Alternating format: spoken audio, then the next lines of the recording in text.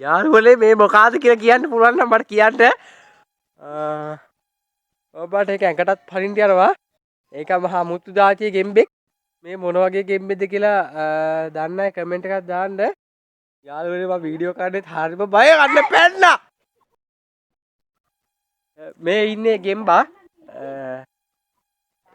පෙන්නනා මේ අමුතු මේ ගෙම්බගේ නම දන්නවනම් ඔයාලා කමෙන්ට් එකක් දාන්න. කෝ එක මේ ඉන්නවා මේක ඊට මම ඔයාලට පෙන්නන්නම්. අප්පෝ පැන්නා. මෙන්න යාළුවනේ ඒ ගෙම්බා උහෙන දිගයි.